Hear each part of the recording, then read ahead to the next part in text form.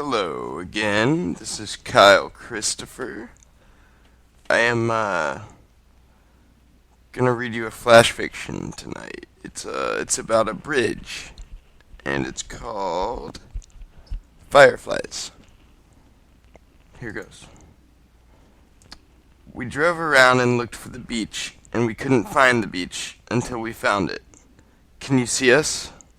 It was only in those moments that we were hidden from the world. Wrapped up in desperation, wrapped up in blankets, wrapped up in love. It was colder than winter and darker than night, and my eyes were suddenly closing.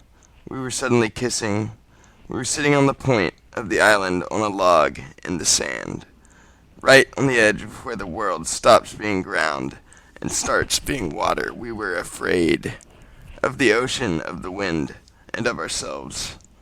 The air was purple, and it seemed to cover everything in a thick kind of haze.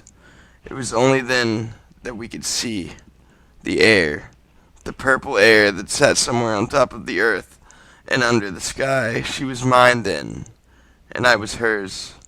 That was the way it had been, so we sat together, she and I. Maybe this was the first time that I had realized this.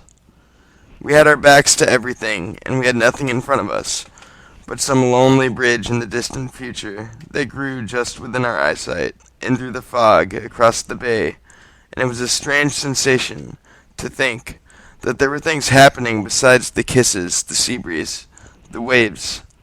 It spanned parallel, the bridge, it spanned the horizon, and it was just a way of getting to and from where people were going and where people had been. There was a toll.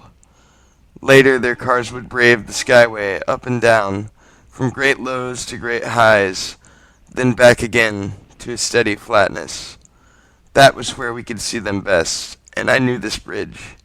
We could see their headlights. We could see their headlights as they disappeared in between either the pillars, or the fences, or the light poles, or the guardrails. We could see the cars fading in and out. But I saw fireflies.